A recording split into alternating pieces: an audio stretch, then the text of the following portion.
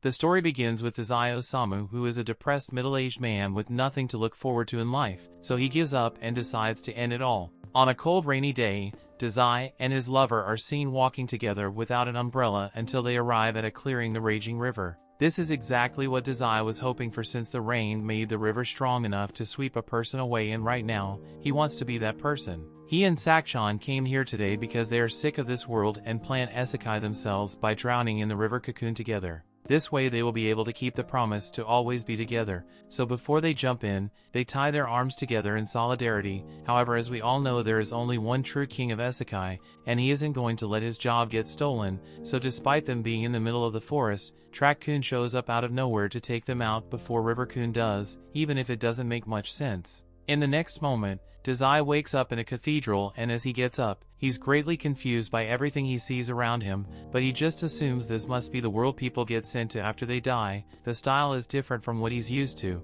but he will get used to it eventually. Just then, a voice calls out to him and explains to Dazai that he has been summoned here as the hero of this world. The woman's name is Annette, and she says she is tasked with guiding those who ended up here, to prove that this is indeed another world. She directs them to look out this window as a dragon and various other mythical creatures are seen roaming around in the world of Zauberberg. She tells Dazai that he's destined to become the hero of this world and restore the light, but he doesn't seem too happy about it. He wanted one thing, and that was to die alongside his lover Sakshan, but not only did he end up in a fantasy adventure instead, Sakshan isn't even here with him, so he feels like he's broken his promise to die with her. Oh well, that just means he has to try dying again, so Dazai swallows drugs, an entire bottle of pills, and patiently waits for the sweet embrace of death by overdose. Annette freaks out after seeing Dazai poison himself, so she immediately begins using magic to detoxify his body, but as Dazai regains consciousness, he tells her to stop trying to save him because it's really inconvenient. She doesn't listen to him and asks Dazai to stand up so he can fulfill his mission as this world's savior. However, Dazai doesn't even want to save himself, much less a random world that he just ended up in. He never asked to end up here in the first place, but this surprises Annette, so she asks if he happened to get hit by a truck. Dazai recalls a brief encounter with a truck, so Annette explains that she hired Truck-kun to isekai people here as part of the service she offers. The way it works is simple. Truck-kun finds someone who is depressed or deeply unhappy with their life, which is why he usually camps outside League of Legends tournaments, but after he has run over his target, they get sent to this world and get a second chance to live a happy life, and they usually end up feeling better. The fact that Dazai got run over means he must have been really unhappy with his life, so she doesn't see why you wouldn't be excited for a second chance. While she may be right about Dazai's old life being miserable, that doesn't mean he's going to be any happier in this world. In fact, he's pretty pissed that Annette and her isekai service ruined what was meant to be the perfect conclusion to his story. All they wanted was to spend his last moments of life with his lover, but she had to go and ruin it for him. Annette can't believe Dazai is so upset with her, but she's not worried about it since he will surely change his opinion once he did see his awesome stats. However, as she opens the stat window, she's shocked to see that Dazai possesses abysmally low health and mana. In fact, his health is so low that he would probably die from a stiff breeze in his current state. Annette refuses to believe Dazai is so weak, so she checks to see if he has some kind of broken ability to balance out his weak stats, but as she opens his ability window, she finds out that Dazai has no skills at all, aside from Depression level 5. Dazai is basically a glass cannon, but with no cannonballs, so Annette doesn't know what to do with him since something like this has never happened before. Dazai decides to leave the cathedral since there's nothing left for him here, but Annette feels the need to make up for her mistake, so she grabs Dazai's hand and apologizes for having him brought to this world, since he wasn't meant to come here. She unfortunately doesn't have the power to send him back to Earth, but she can't let him go and live by himself, either since he wouldn't last 10 minutes outside with his current stat points. Dazai isn't surprised to learn that he's incredibly weak, since no matter where he goes he has always been a failure, and Annette apologizes once more for her mistake and pleads with Dazai to stay in the cathedral for the time being, since it's not safe for him to go outside. With his current stats he would just end up getting snatched by a dragon or something, so she thinks it's in his best interest to wait before he does anything dangerous. Dazai thanks her for worrying about him, but he says her concern isn't needed since he is just looking for a place to die. Hearing him say this leads Annette to think that you may actually be different from all the others. When she first took this job, she was genuinely excited to guide the summon heroes on their journeys, but since most of them were depressed League players, they were so annoying to be around that she ended up hating her job. Her tasks can basically devolve into ego stroking the heroes to get them to accept the mission, but it's different with Dazai. As he's about to walk out, Annette drops her staff and chases after Dazai, pleading with him to at least pick a profession before he leaves, but Dazai turns to her and says there's no need for that since he's a natural-born writer, and that's all he will ever be. With that, he closes the door behind himself and says goodbye to Annette, and once Dazai is gone, Annette falls to the floor and begins thinking about how Dazai is the exact kind of person she has been waiting for. Meanwhile, Dazai has made it to some plains outside and is trying to get directions from a sign, but he doesn't understand a single word on it, so he just goes back to popping pills. Just then, he hears a voice saying he's just spotted a landmark, so 5 points of experience have been awarded. He may just be high off the pills, but you'd swear that sound just came from his head, and it really hurts since he suffers from migraines, so he tries to get it to stop. However, celebration music goes off in his head as he has now gone up to level 2, and the resulting migraines make him want to die and more. Just then, he hears a girl screaming for help nearby, so he turns around and sees the girl getting assaulted by a death tree. She notices Dazai and asks him to help her since she'll be killed by the tree if she doesn't escape soon, and the tree seems to be wrapping her in his branches more and more by the second. Dazai just stands there as the tree fondles the girl, and he seems to be enjoying the show so much, so that he asks her if she's okay about him writing a novel about this later, but the girl doesn't care about any novels and just wants Dazai to rescue her already. To his credit, Dazai gives it his best shot, but he can't reach her at all, so he just gives up, so the tree grabs him by the neck and hangs him up next to the girl. There's nothing he can do about it now, so Dazai just introduces himself to the girl while he's hanging and says they are probably not going to last much longer. The girl blames Dazai for their predicament since he couldn't do anything to stop the death tree, and now that they have been captured, the death tree is going to use its suction ability to suck out all the nutrition from their bodies, so the next few minutes they're guaranteed to be dead. Dazai says he's happy to hear that, but this freaks the girl out because what kind of lunatic wants to die by getting himself sucked dry? As Dazai starts feeling weak, he looks like he's about to bust before suddenly slumping over. The girl starts to panic thinking Dazai has actually died, but moments later, the branch that was strangling Dazai begins to wither away,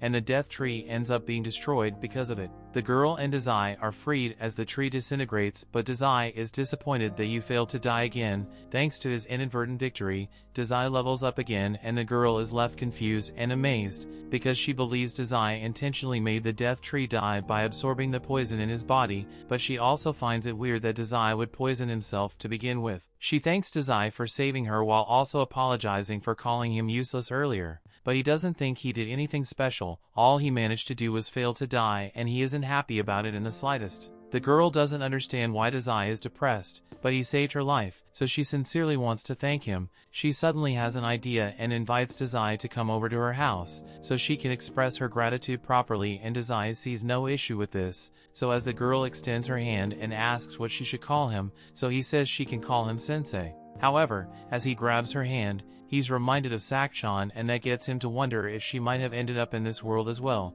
and if that's the case then he might be able to find and reunite with his love. He has finally found a reason to stay alive in this world, so he will make sure he finds Sakchan no matter where he is in the world, and when he does they'll finally be able to die together. His motives may be questionable, but at least he's not actively trying to die anymore. With that said, he has no idea where to even start looking, so he heads back to Annette's cathedral, and Annette is overjoyed that he decided to come back to her, so she can finally shoot her shot. However, as the cat girl he was up behind Sensei, Annette freezes in shock because she hadn't thought Sensei would find a woman so soon after going outside for the first time. He says he has a question to ask Annette, so she prepares herself, thinking he wants to ask about her, but Sensei says he wants to find a girl named Sakchan, so he was hoping Annette might have some information on that. Annette is disappointing that Sensei is asking about another woman, but she doesn't have any good clues about where Sakchan might be, so Sensei is back to the drawing board since he has nowhere to go. He follows the cat girl to her house. The girl tells Sensei to cheer up since there is still plenty of time for him to find Sakchan. Since her house is so pretty far away, she suggests they should stop at the castle town of Roth so they can take a break. She then holds his hands so that she can lead him there. However, Annette is also here for some reason and she will stand for such unholy behavior while they are out in public. The cat girl yells at it and for smacking her hand over something as trivial as hand holding. While she's on the topic of yelling at her, she questions why Annette is here in the first place, since it's not normal for a clergy to feel the need to abandon her post and follow people all the way out here. Annette doesn't really want to explain herself, but from the way she's looking at Sensei, the cat girl can already tell that she's in love with him. Annette denies having such impure intentions and claims that she is just here to watch over the weak otherworlder that she mistakenly summoned. As soon as the cat girl realizes that Sensei is from another world, she finally understands why he was so strong back when he saved her. Annette doesn't believe what the cat girl says since she saw Sensei's stats personally,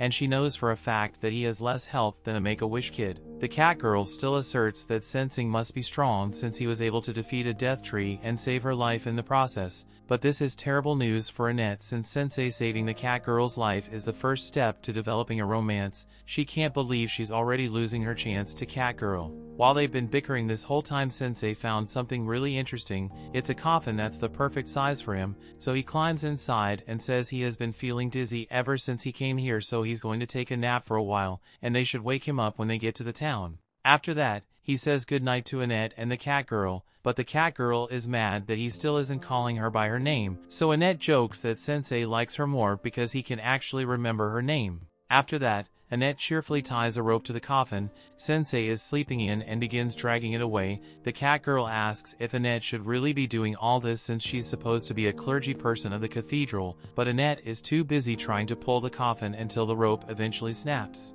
As they continue walking, cat girl Tama gets tired of having to drive a coffin around, so she asks Sensei to get out and walk on his own 2 feet. However, there is no response, so she starts worrying that Sensei might have actually died somehow. Annette checks his stats and Sensei seems to be fine, so he must just be asleep. They are pretty close to the castle anyway, so Annette asks Tama to just bear with it for a little longer so they don't have to wake him up. Meanwhile, inside the coffin, Sensei is peacefully dreaming about his beloved Sakshan, and no matter where she is, he will make sure he finds her, so they can both die together. A while later, they finally arrived at the castle town of Roth, so Annette and Tama open the coffin to let Sensei out. Sensei takes a look around the town and he is now thoroughly convinced that he isn't in the same world anymore. Before they do anything, Annette says they should go to the castle and have an audience with the king, but they end up leaving the coffin in the middle of the road. Over the castle, King Thomas and his daughter Charlotte are happy to meet them, and since they must be exhausted from such a long journey, he offers to let them all rest in the castle chambers for the night.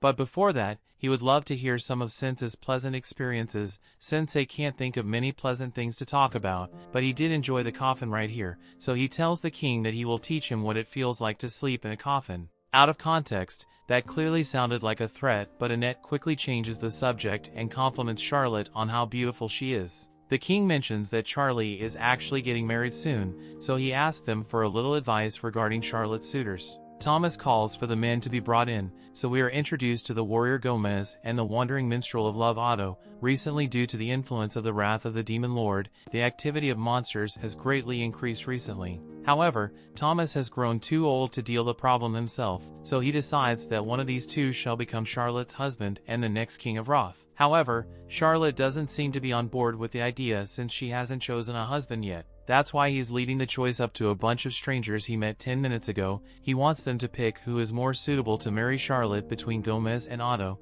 but as the choice prompt shows up and Sensei does the sensible thing and says he has never met these men in his life. Charlotte's future hinges on this decision, so he thinks it's dumb to entrust it to a bunch of strangers like this, and if this is something he would do without a second thought, then he's not fit to be king. The king has left in shock, and after saying that Sensei turned to leave while Annette and the Tama frantically tried to apologize for Sensei's actions, they tried to explain that Sensei from another world, so he's a bit blunt at times, but the king says it's fine since he isn't the type to hold a grudge, and Charlotte seems to have taken an interest in him. That night, while everyone else is asleep, Sensei spends his time looking out the window, so Annette gets up and asks him if he's having trouble falling asleep, so Sensei tells her that he just never sleeps well. Annette wants to take the opportunity to learn more about Sensei, so she asked him to tell her about Sakshan, but then she notices a tail pop out from under Sensei's sheets, so she takes the covers off and sees Thomas sleeping on Sensei's thighs. She won't stand for such debauchery unless she's the one who gets to sleep with Sensei,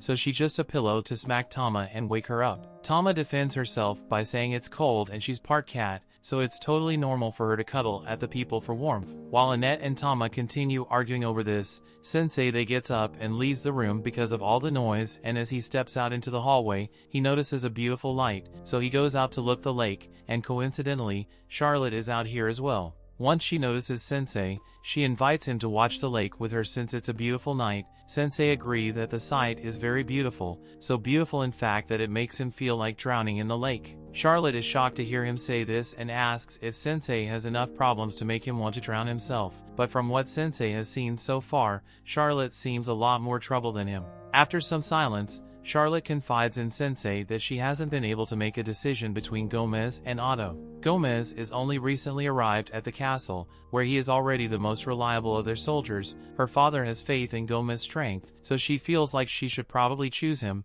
but Otto was her childhood friend, and whenever she feels down, he would always write a song and play it to make her feel better. She doesn't know whether to choose a husband who she loves or one who would be the strongest king for the sake of her father. Sensei laughs himself a little and says Charlotte is truly kind for worrying about what her father thinks to this extent, unlike Sensei, who has attempted to cancel his subscription to Life several times, always inconveniencing his family in the process. However, he has never once let someone else decide how he would live his life. He thinks Charlotte should make a decision based on what she wants, and to do that, she must figure out what her true desires are. The next day, King Thomas is called Sensei and the others in the throne room again, and he apologizes for the inconvenience, but he called them here because Charlotte has finally decided who she will marry, so he wants them to act as a witness to her choice. Annette thinks Charlotte will surely marry Gomez since she's likely to put the needs of the kingdom above her own, while Tama thinks Otto is a much better mock for her. Thomas tells Charlotte to go up to the man she has chosen to speak her vows to him, so Charlotte begins walking. However, instead of turning to Otto or Gomez, she grabs hold of Sensei's hand and says she wishes to drown in the lake with him. No one can believe what they just heard, especially Annette, who collapses to the ground. Charlotte goes on to explain her reasons, and after talking with Sensei last night, she thought about who would choose for a long time, and that led her to realize something. Well, initially she was leaning towards picking others since she always sang to her when she felt sad. She now recalls that he sang to her even when she wasn't sad. He was even singing last night as well, and he never said he was in love with her, so he probably just wanted before his newest song for someone, and Charlotte just happened to be available to listen, and Gomez is no goes well since he smells awful. The king asks Charlotte to reconsider chose a husband, which seems like an odd thing to be worried about after she declared her intentions to kick the bucket with Sensei. Charlotte snaps back at Thomas and tells him that it was a foolish idea to make her marry someone without asking for her opinion, since she never even wanted to get married in the first place. In the end, Thomas never stopped to consider her feelings at all, but Sensei actually cares about what she thought and respected that it was her decision to make. Sensei now understands why Charlotte chose him, but before he can give a response, Gomez takes off his helmet and says he never would have thought his cover would be blown because of his smell. He then transforms into this true form as a servant of the Dark Lord, and he says he had intended to acquire this kingdom by becoming its king so he could eventually hand it over to the Dark Lord. But his plan has been ruined since Charlotte saw through his disguise. Sensei looks over to Charlotte and asked her if she had figured out Gomez was a demon, but she had no idea whatsoever. She just said he smelled because he really does stink. That means Gomez just blew his cover for no reason, but he doesn't want to admit that he was mistaken, so now that his cover is blown, he says he will just kill them all. This is the exact kind of situation where a powerful priestess would be really helpful, but she is still currently unconscious, so Tama tries waking her up while Gomez is distracting with the guards. Unfortunately, the guards don't last very long, so Tama is forced to grab Annette's body and run to avoid being crushed by it. Since Annette will be waking up anytime soon, Tama decides to take matters into her own hands and fight Gomez herself. She's currently level 14, so she should be able to handle herself while on a fight, since she'll be fighting Otto Office to play her song since he's level 89 and normally a buff applied to her, but it turns out that Otto just playing his newest song and it has no effects attached to it, other than it being a certified hit classic according to Sensei. Tama has no other choice but to begin attacking on her own, so Gomez charges at her. Tama ducks underneath and kicks him across the face. She then follows it up with a cat punch, but it didn't really do much damage to Gomez, so he is able to send Tama flying. He then says he will put everything he has into his next attack and tear Catgirl to shreds. But before he does that, Sensei gets his attention and asks Gomez to please eliminate him and Charlotte first. Gomez doesn't think Sensei is serious at first, but Sensei reiterates that now that Charlotte has broken free from her idiotic father's control, her first wish is to end it all alongside Sensei, and Sensei is always up for a good chance to kick the bucket, so he asked Gomez to grant him this favor.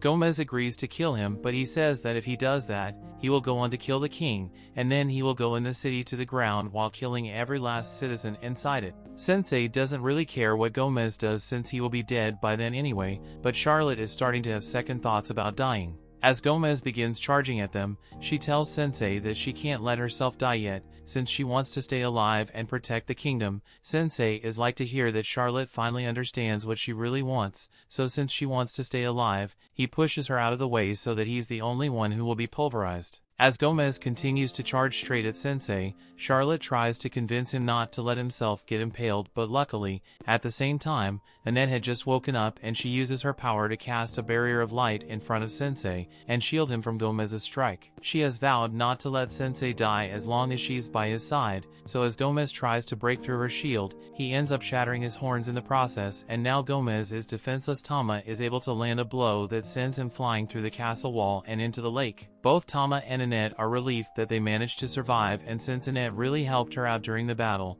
Tama feels the need to thank her. Annette thanks Tama as well for her help, and the two of them seem to be getting along a lot better now, and Otto is still here, just playing his heart without a care in the world. Charlotte has a lot to think about after what just happened, but suddenly her father runs up to her and starts begging for forgiveness for not considering her feelings earlier. Sensei was right when he said Thomas isn't fit to be king, and he now realizes that he's not fit to be Charlotte's father, so he sincerely asks her Charlotte if she is willing to forgive. Charlotte gets down and tells her father that she forgives him. From now on, she would like to talk to him a lot about the future of this kingdom and themselves. Thomas is really happy that he was able to reconcile with Charlotte, and Charlotte is happy her father finally understands her, but all Sensei can think of is how Annette and Tama messed up his perfect chance to get game over. A while later, Thomas acknowledged that he wasn't fit to rule as king, so he abdicated the throne to Charlotte, who now has everything of power to make sure the kingdom is kept safe, and Otto is still making songs since he's got nothing better to do.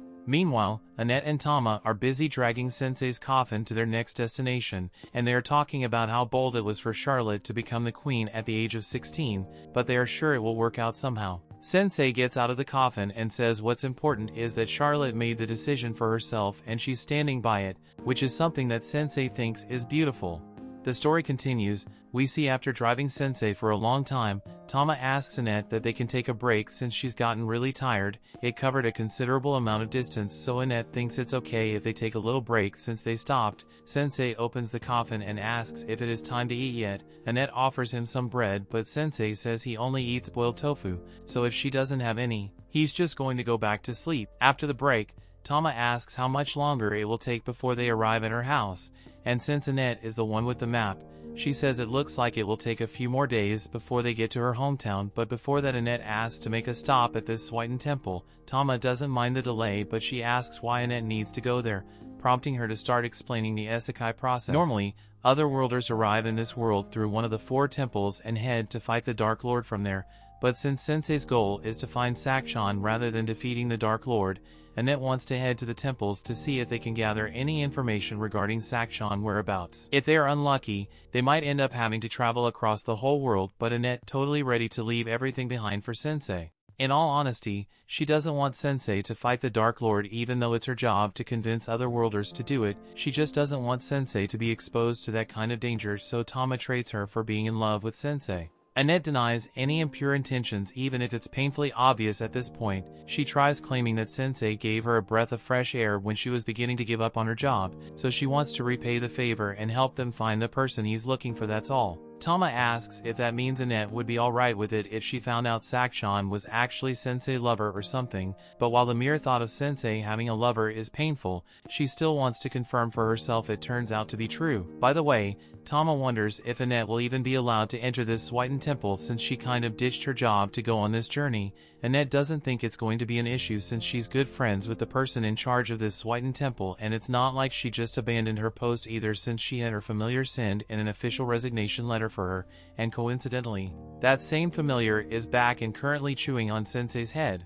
After healing Sensei, Annette complains that her familiar is always causing problems for her, and now that she says it out loud, she realizes it might have been a bad idea to leave the delivery of her resignation letter to this thing. Her suspicions are confirmed when it spits up her resignation letter, so now it looks like she abandoned her post without notice, and she blames the familiar for it. Seeing the familiar fail so hard and its one job brings a smile to Sensei's face, since he is a failure as well, so he names it Melos, and Melos takes an instant liking to Sensei, but Sensei doesn't really want a pet, so he just goes back into his coffin. Meanwhile, Annette is freaking out over the fact that she left her post without notice, so the temple is totally going to deny her unemployment later. Just then Melos starts acting a little weird, and before long he runs away, so something is clearly wrong, but it's not until a dragon descends from the mountain top that they realize what Melos was trying to warn them about. The dragon is the strongest monster in the world, so Annette doesn't know what to do, but before the dragon attacks, a girl appears behind Annette and Tama, and she tells Ryuka to quit attacking random people.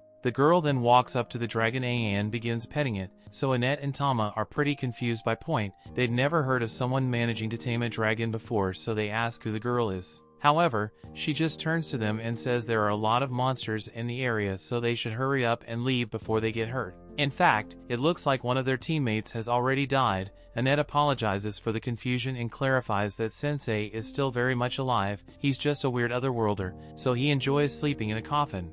As soon as the girl hears that Sensei is an otherworlder, a switch flips in her head, so she removes her cloak and revealing that she's a dragon girl, and says she will kill all other welders. The amount of power coming from her body is intense, and she fires a blast at them. Annette is just barely able to hold it back for a couple of seconds with her shield, but her shield isn't strong enough, as the blast still does a lot of damage. They are left sprawled out on the floor, and they realize the dragon girl's power is far superior to theirs, but they are still determined to protect Sensei at all costs, so they get up to fight once more. However, the dragon girl has grown impatient with their meddling, so she uses her intense pressure to force them to the ground, and while they are unable to move, the girl stands over them, giving Annette a clear view of the mark on her neck, which she recognizes to be the mark of the wrathful Dark Lord. The Dark Lord is about to finish off Annette and Tama, but before she does, Sensei gets up and says there's no need for her to be so violent towards the others. He said her beef was with other welders, and that means the person she wants to eliminate is him.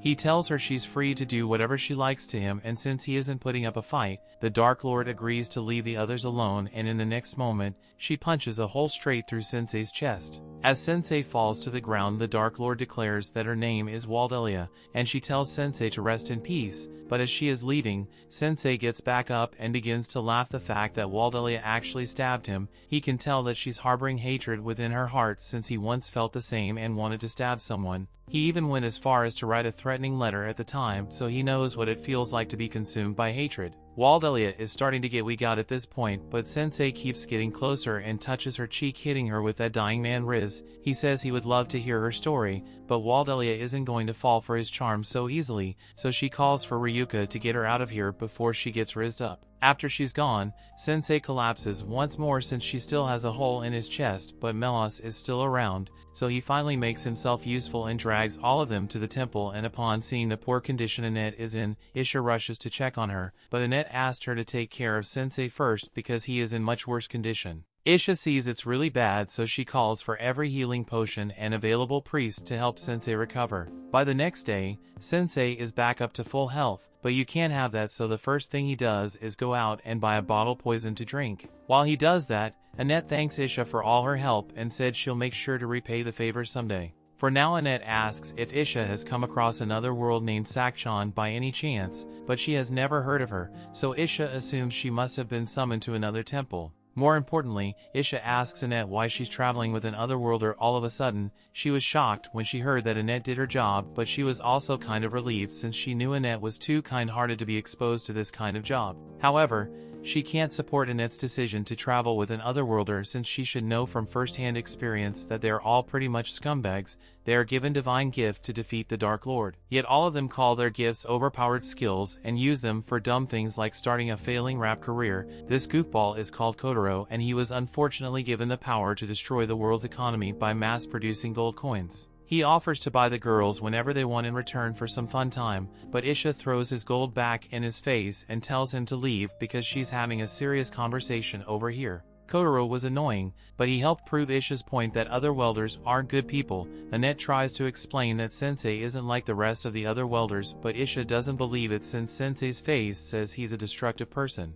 She warns Annette that being around Sensei will ruin her, but Annette doesn't think Sensei is a bad influence since she is sure she has changed for the better ever since met Sensei, but her argument about Sensei being a good influence doesn't sound very convincing when he comes over to her asking for money to buy drugs, and she happily gives him as much money as he needs to, so Ysha thinks Annette might be too far gone already. If Annette is already this attached to Sensei, it should at least wants to know what kind of gift he has, but she's surprised when Annette tells her Sensei doesn't have a gift, and despite not having a gift, he still put himself in harm's way to protect her and Tama from the Dark Lord, but this statement shocks Ysha even more, as the Dark Lord was reportedly killed 7 days ago by some other worlders. We then see the bloodstained throne of the former Dark Lord and the other worlder who killed the Dark Lord sitting on it, and from a distance, Waldelia looks on squaring to avenge her father's death. A while later, Annette meets with Tama and informs her of the news that the Dark Lord was already slain 7 days ago. If she received the news from the church yesterday, and that's a wonderful thing since it means peace and finally come to Zauberberg, but if it's true that the Dark Lord is dead, then who is the one who tried to kill them earlier?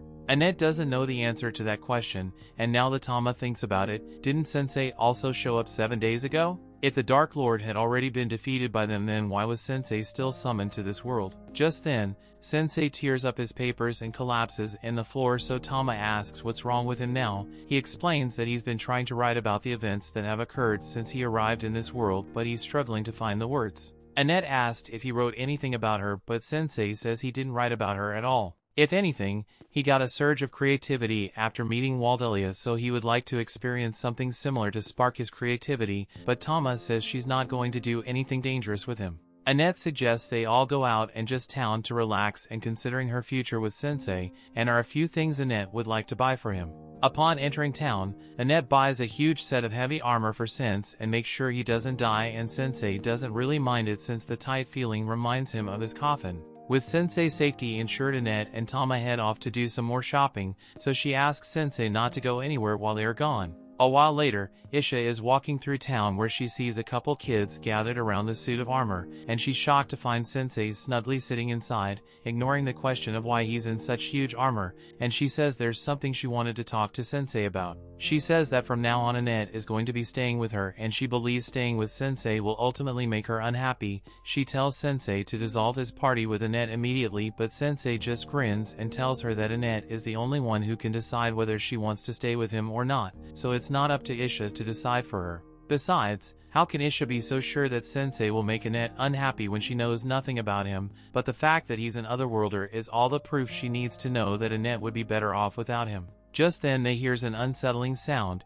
and as she goes to investigate she finds Kotaro introducing another otherworlder, Suzuki, to the people. Suzuki tells the crowd that the Dark Lord has finally been defeated, so they all begin to cheer for the otherworlders who gave them their freedom and the Dark Lord. Suzuki corrects the crowd since he wouldn't exactly call this being freed, it's more like they are under new management. He clears it from now on, this world will be ruled by the otherworlders and Suzuki will be taking over this town, so he demands all the people kneel to him. Just then, Kotaro spots Annette and tells that she's one of the elves who smacked coins in his face, so Suzuki gets up and yells at her for daring to harm an otherworlder, and he's going to make sure she never does something like that again.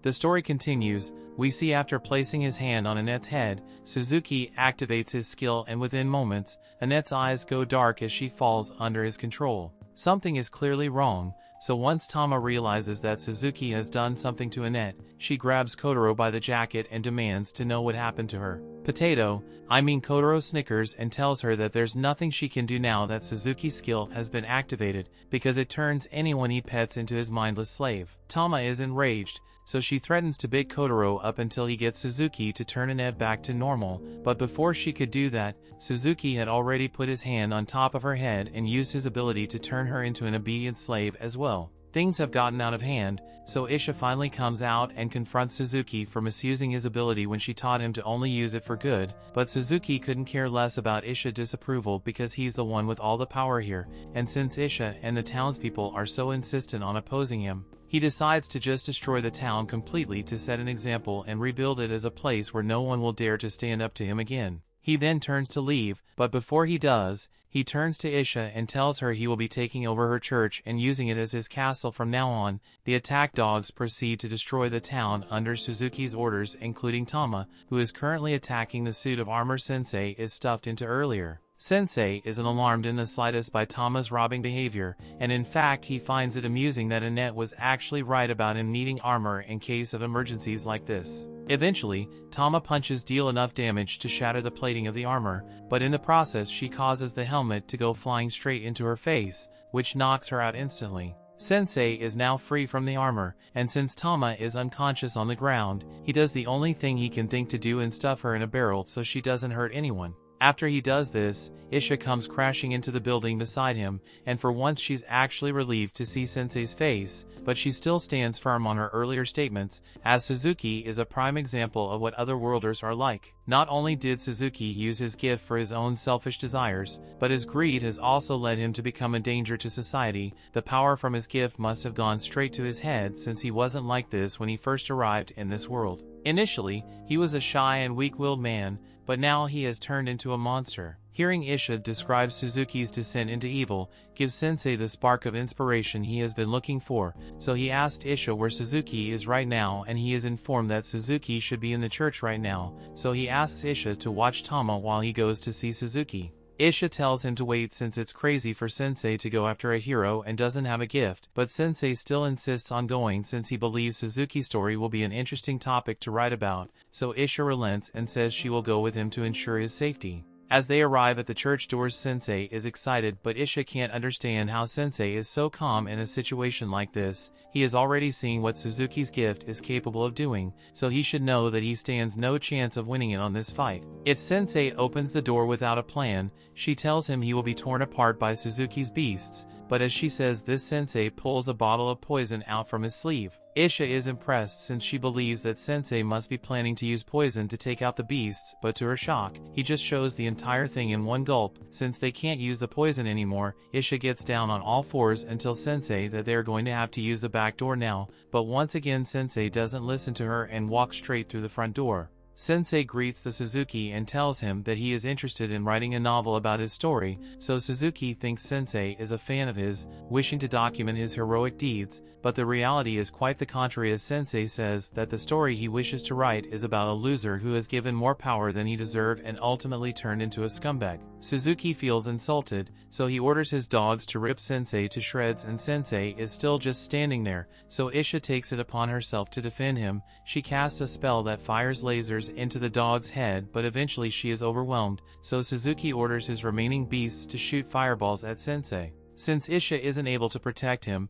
it looks like Sensei is in real danger here, but at the last second the fireballs get deflected by a floating helmet and go flying back at Suzuki. It turns out that Melos was the one making the helmet float, and the fireballs were reflected because the armor is capable of deflecting low-level spells. Kotaro is starting to freak out since it's clear if its Sensei is blessed by the gods of plot armor, but Suzuki tells him to calm down. Sensei still has one more trick up his sleeve, which is sure to bring Sensei down. He orders his great wolf to attack Sensei, but as the wolf bites into him, it suddenly begins to decay and falls to the ground. Ysha can't believe Sensei drinking that bottle of poison actually saved them, and by now Kotaro was 100% sure that Suzuki can't beat Sensei's plot armor, so he takes off running. Suzuki has to admit that Sensei is more formidable than he at first thought, but he still has one more card to play, so he orders Annette to come out and kill them. Annette has no control over her actions, so she charges at Ysha with a dagger and nearly stabs her, so Ysha is forced to back away,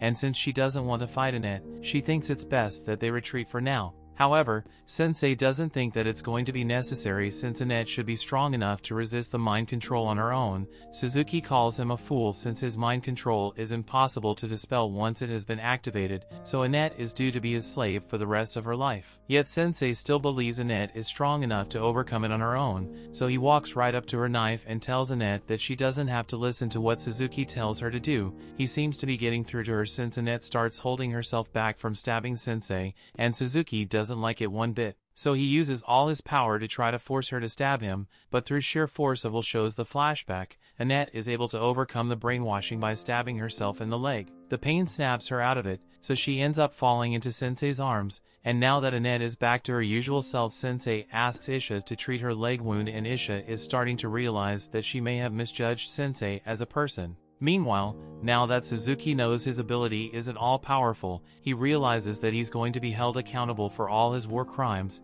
and he can't bear the thought of the punishment he will have to endure at the hands of the people he has pressed. So he looks around for the knife and attempts to use it to off himself, but the last second Sensei stops him from stabbing his throat, but not really because he cares about Suzuki's life, he just hasn't finished writing his story yet. He wants Suzuki to tell him all about his life, so Sensei has nothing left to lose. Suzuki starts telling him all about his life back on Earth. He was a high school student who got bullied relentlessly by the bigger kids. He was timid and weak, so he could never truly stand up for himself. He even had thoughts of back-flipping off the roof so he wouldn't have to deal with the bullies anymore, but ultimately he was too much of a coward to go through with it. On his way home that day, a drunk old man bumped into him and then proceeded to yell as if it were Suzuki's fault, so Suzuki was obviously angry, but he still didn't have the will to stand up for himself. Overall, he was a miserable person, which made him a prime target for Trukuin, and before he knew it, he was transported to this world and greeted by Ysha as a hero chosen to defeat the Demon Lord. From there he was left to level up on his own and had to fight the wolves before ultimately making them his faithful servants,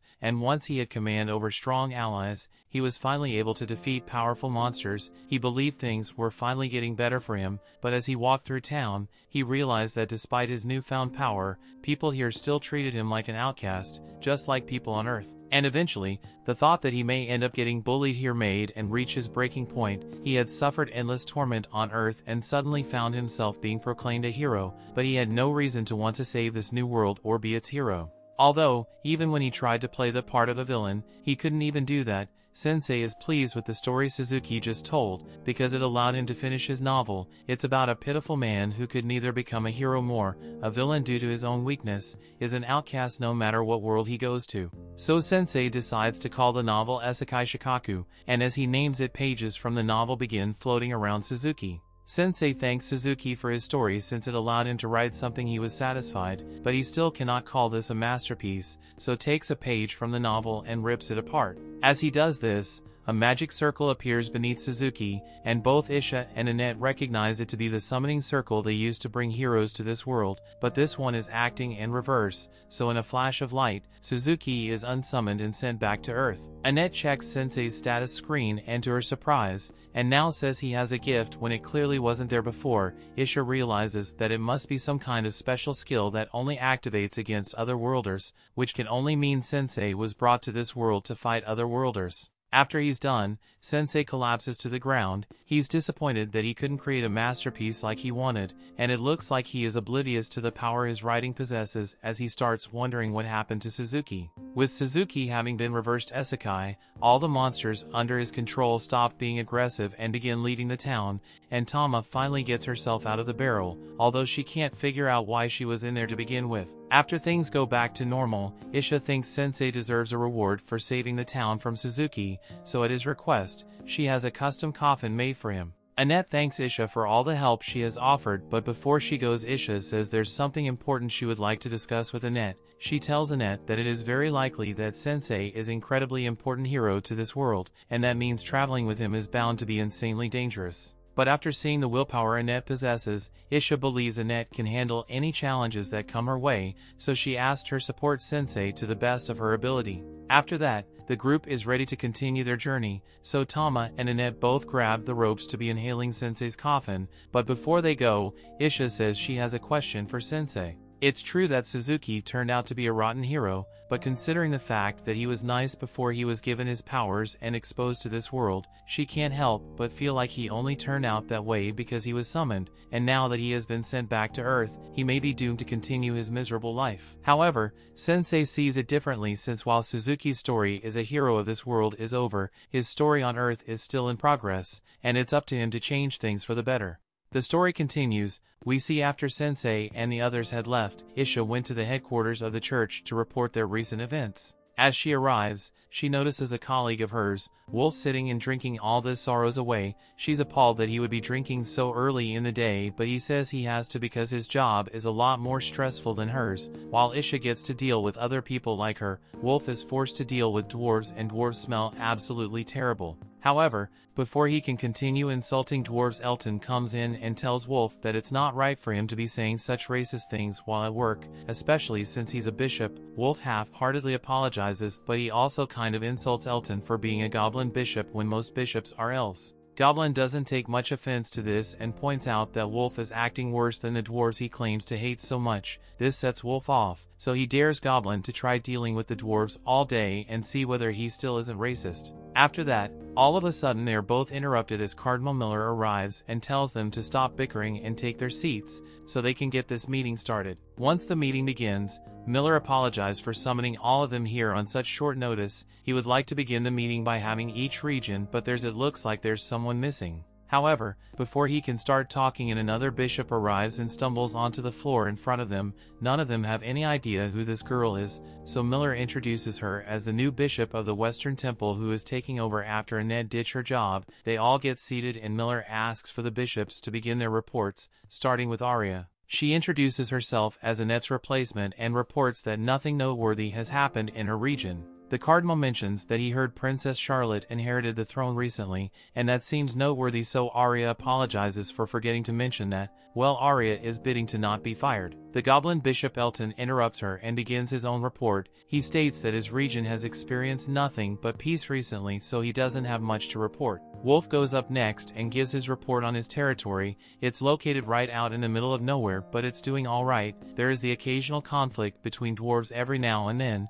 but it's normal, so there's no reason to be worried about it. Next up is Ysha, and while all the others didn't have much to report, she has terrible news to give. Recently an otherworlder went on a rampage within her region and destroyed half of the town of Vale. She's currently working with having the town restored to normal. But on the topic of otherwelders, Miller actually called this meeting because of the otherwelders. As he informed them all week ago, the wrathful Dark Lord was defeated by a group of otherworlders, and in light of this the Pope has decided to seal a magic circles that connect this world to the others and put Trukuin on indefinite paid leave. Elton is glad the battle with the Dark Lord is finally over, but there's still a looming threat over this world. The 7 otherworlders who defeated the Dark Lord have all claimed the land once ruled by the Dark Lord as their own, and the Pope has received a declaration from those 7 stating they will transform Zauberberg into the perfect utopia. This clearly sounds like a declaration of war, and the Pope is greatly distressed by their threat, since the otherworlders were meant to be angels sent from above to save this world and truly cared for them. However, now they've turned against him, and the church has to prepare for the impending danger. They also have to worry about the otherworlders who have been causing chaos in each region, and the daughter of the Dark Lord, who disappeared from his castle. None of them ever thought the day would come when the otherwelders would become the enemies of the church, and if they worked together, the otherwelders would become the far greater threat than the Dark Lord ever was. Arya is worrying about how they are going to fight such strong people, but Ysha has an idea of how they could manage it, and she informs the others that there is a particular otherworlder who is able to use his gift to send another otherworlder back to his own world. The others are shocked to hear this, but if Ysha's hypothesis is correct, then they will be able to send the otherworlders back to their own worlds with Sensei's gift. Just then, the Pope arrives, to the shock of everyone there, and he is delighted to hear such good news. He has Ysha to fill him in on the details of this man.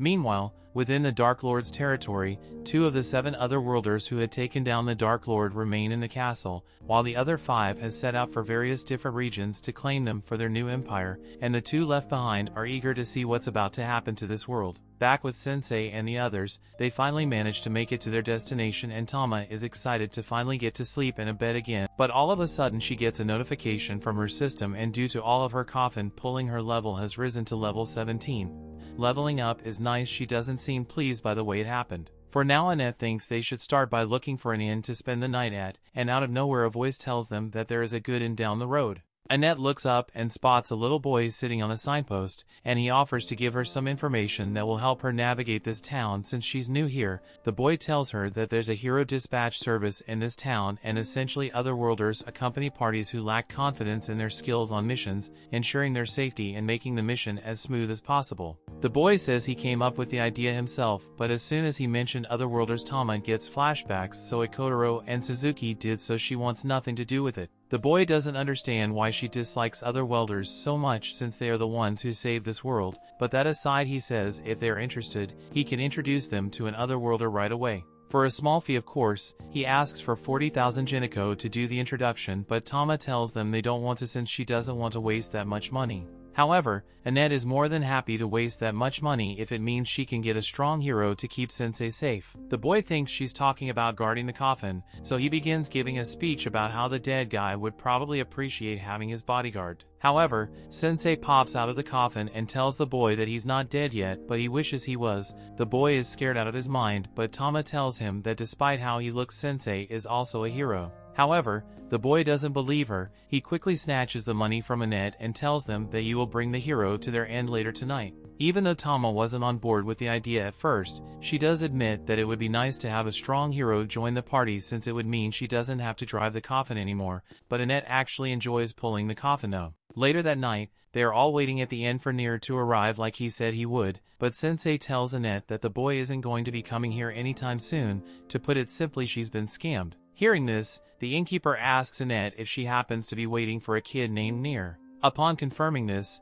the one informs them that Nier's stories around here for being a young scam artist is never even met a hero before, so there's no way he could introduce Annette to a hero like he claimed he would. Annette is devastated that she just lost 40,000, so Tama tries to get her to calm down. Sensei wants to know a bit more about Nier, so the innkeeper explains that Nier is an orphan who just showed up in town one day, and since then, he's been making a living by scamming unsuspecting travelers who come to the town. He's a nuisance to the town, but sometimes the innkeeper can't help but feel sorry for him since he has no parental figures to correct him and he is all on his own. At the same time, Nier is sitting under a bridge and staring an old sword he has, but moments later gets snatched up by some unknown kidnappers. They take him to an abandoned shed where they take a look at all the money Nier is swindled throughout his time as a scammer. Nier asks them what they plan to do with him, and the three guys have got some evil intentions in their eyes, so Nier is trying to bluff his way out of the situation by claiming his hero friend will get revenge on them if they try to harm him. However,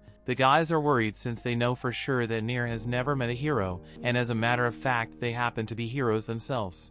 One of them has a gift that allows him to summon a powerful crossbow, and since Nier has been so carelessly using the name of the heroes to scam people, the otherworlder is going to punish him with an arrow to the head. Nier can't believe the heroes he looked up to are actually scumbag, but he comes to terms with it and awaits his death. However, at the last second, Sensei shows up and pushes the bomber's hand, redirecting the arrow into the knee of the metal man. Sensei tells them that they have no right to call themselves heroes when they act like this. His words are promptly ignored as the one with glowing eyes uses his skill to analyze Sensei, and to his shock, he discovers that Sensei is an otherworlder as well. This puts them all on edge because they don't know what kind of power Sensei might have, but upon closer inspection the appraiser realizes that Sensei only has 1 point of HP left and he is currently poisoned for some reason. This gets the bowman to calm down since he now thinks he can easily beat Sensei, but the second Sensei hears the bowman say he's going to end him, his interest goes through the roof and he starts walking straight towards them. The appraiser starts freaking out since Sensei's health stats are suddenly increasing at a rapid rate, and Sensei begins during the bowman shooting right in the heart, so the bowman thinks this is some kind of trap for sensing his abilities and runs away with his friends. As they leaves, Sensei is disappointed since he was really hoping that they would finish him off. Nier speaks up and asks Sensei if he is a hero, but Sensei denies being someone as noble as that. He's just a man trying to make it through the world of adults. Adults can often be cruel and conniving, but Nier is still a child, so he thinks he should try and preserve his innocence a little longer before he ends up as bad as those rotten otherworlders. Sensei then begins to leave and Nier feels inspired by his speech.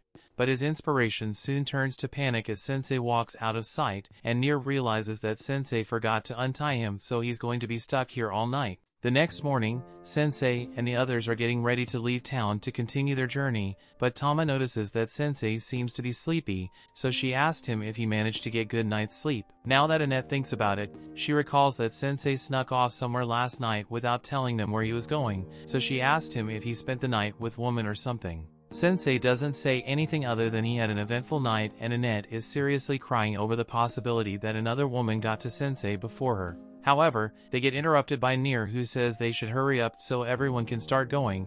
As soon as Tama recognizes him, she starts yelling for him to give them back their money for lying to them, but Nier maintains that he never lied to them since he has indeed brought a hero to join their party, and he is a hero, although he isn't very strong. The story continues. We see they continue their journey, but shortly after, all of them get thrown in jail. They took Tama somewhere else, and Nier assumes she must be the reason they all got locked up and speculates that she might have stolen from the royal family or something. Annette doesn't believe it since she knows Tama isn't the kind of person to steal from others, but right now, despite their predicament, Sensei is more concerned with finding out what kind of execution method this world uses. Annette refuses to tell them since she doesn't want to give him any ideas, but Sensei already has a bunch of execution images in his head. In any case, Nier thinks they should at least try to escape by themselves, even if it is without Tama for now, but Annette doesn't know how they are going to do that. However, before she even realizes it, Nier has already picked the lock on the cell and earned them their freedom. It's not a skill an honorable warrior would have, but it's hard to argue with results. However, Sensei is a little upset that Nier managed to get them free since now and they aren't going to be executed, but moments later, the guards notice when try and get out of the shell. So they are all locked up again, and Sensei is quite pleased, since this means they might get executed again. They're brought before the king of the kingdom of Grun, and he says they have committed a very severe crime against the kingdom, so they are going to be executed. Sensei is happy to hear this, but Annette pleads for them to reconsider since they only got here recently and haven't committed any crimes since they got here. But on the contrary, the king says they have committed the worst crime of all. He says they kidnapped the princess of this kingdom, Matilda, so there will be no leniency with their punishment. Just then Tama walks in to put a stop to this whole execution thing, and the others are shocked to discover that she is Princess Matilda. She tells her father that her friends didn't kidnap her, she just went on a journey across the land so that she could improve her compatibility, and she happened to meet them along the way, so they've done nothing wrong. Even though the king now knows that Sensei and the others are innocent, he still refuses to release them and instead decides to use the lives of Tama's friends as blackmail to get her to behave. He says he will only let them live if Tama agrees to never do anything foolish like running away again. He just wants her to be a good princess and listen to what he says from now on. Tama doesn't want to agree to that, but since it's the only way to save the others, she eventually caves in and swears that she will act in a manner befitting a princess. As much as she hates this, she has no choice but to turn her back on her friendship with them, and since she agreed to the king's demands, they are allowed to go free. That night, the three of them gather at a bar, and Nier is happy that they weren't executed after all, and he barely knows Tama to begin with, so he isn't upset about her being forced to leave the party. Meanwhile, Sensei is really upset, but more so because he really wants to get executed. Even though Nier doesn't really care, he still finds it really surprising that Tama turned out to be the princess of a nation, when Annette is borderline mortified because being rude to royalty is punishable by death, and she's been rude to Tama countless times. And for that matter, it was already really rude that they've been calling her Tama this entire time without asking for her name. While Annette is agonizing what her past actions, the waitress overhears her mention Princess' name, so she asked if they happen to know Princess Matilda by any chance. Annette confirms this, so the waitress introduces herself as Kojika and says she used to work as princess maid. Nier explains that they traveled together with Princess up until yesterday, but then the king dragged her back to the castle and forbade her from going on any more adventures. It's unfortunate, but it can't be helped since she's royalty. However, Kojika's expression after hearing what happened to Princess leads Sensei to believe that there is more to the story than it would seem, so he asked Kojika if she could tell him all about what happened between Princess and her father. Annette thinks it might be rude to pry into the personal life of Princess now that they know that she is royalty, but none of that matters to Sensei because to him, Princess will always just be the same old Tama he knows. Meanwhile, Tama is in the castle recalling how funny Annette and Nier looked when they realized that she's a princess, but Sensei still acted the same way he always does. She wonders what the others are up to right now, but as she's looking out the window, she notices a figure standing on the building nearby, and in the next few moments that figure causes mass destruction to the castle. After all the chaos, the king and his guards are alerted to the presence of an intruder, but by the time they arrived, the intruder has already had the chance to take a seat on the throne, and he begins talking about how disappointed he is with the kingdom of Grun, but he hasn't gotten the chance to taste the demi-human girl yet, so he thought he would swing by. The king demands for the intruder to identify himself, so he announces that his name is Kaibara and he's one of the 7 otherworlders who defeated the Dark Lord, although he is more commonly known as the fallen angel of gluttony now. The king asked Kaibara what he's doing here, but it's obvious by now that Kaibara has come to consume the entire nation. While they know Kaibara has powers, the soldiers of the kingdom are still willing to risk their lives to protect the kingdom. However, as they charge forward, Kaibara summons his gluttonous mouth and chomps down on them. He is disgusted by the taste of the demi-human men, and that's because he is very particular about what he eats. He says he only wants to eat the soft flesh of a demi-human girl, but the king is obviously never going to let that happen, so he decides that he will face Kaibara himself. Kaibara is amused that the king thinks he can stop him, so he pulls out his mouth and uses it to launch spit bullets at King Siberian, but Siberian blocks the attack with a piece of rubble on the floor and then closes the distance to attack Kaibara with a lightning fist. At first it looks like it is working, but it turns out the Kaibara was just pretending to be in pain. That lightning fist would have killed any normal person, but Kaibara's body is just really tough since he ate a bunch of golems the other day. Seeing that just regular punches aren't going to be effective, Siberian decides to go all out and use his most powerful move to take Kaibara down. Kaibara is intrigued to see what the king can do, so he charges forward as well, but before they can clash, Tama butts in and interrupts the fight. As soon Kaibara spots Tama, he is dead set on tasting her succulent flesh. Tama recognizes him as the person that was standing on the roof before the castle got attacked, so she tears her dress and says she will help her father to fight him. However, Siberian refuses her help and tells her that she can't replace her brother, no matter how hard she tries. Meanwhile, Sensei and the others are hearing the story of Tama's brother from Kojika. Her brother was named Leon and he was set to inherit the throne of Grun. The future of the kingdom looked bright with the valiant Leon as the next king and a kind-hearted Tama beside him, but one day, tragedy struck his Leon and Tama's mother. The palm of both got caught in a serious cave-in and as a result had lost their lives. Siberian was in great pain over the loss of his wife and son, and so was Tama, so she decided that she would take over the responsibilities of her brother in order to put her father at ease, but contrary to what Tama desired, her attempts to replace her brother only created a rift between her and Siberian. Now in the present, Siberian is trying to convince her to run away instead of fighting, but Tama feels that she needs to prove that she is a capable fighter, so she leaps into the air to attack Kaibara. Unfortunately, she's the exact kind of demi-human that Kaibara wants to eat, so as she's approaching him he summons the mouth and attempts to swallow the whole, but at the last second, she is pushed out of the way by Siberian, although he loses an arm in the process. Kaibara was hoping to see what Siberian's ultimate technique could do, but I guess he won't be able to use it anymore since Kaibara ate his arm. Tama is enraged, so she charges at Kaibara again, but that didn't work out so well the last time she tried it, so Siberian's advisor knocks Tama out and runs away with her so she doesn't get killed. Kaibara is disappointed that his meal just ran away from him, but he says it's fine since we'll catch up to her eventually, so for now, he will finish off Siberian. After hearing the story of Tama's past from Kojika, Sensei thanked her for the wonderful story since it was quite inspiring, but all of a sudden Siberian's advisor comes flying out of the sky and lands right in front of them.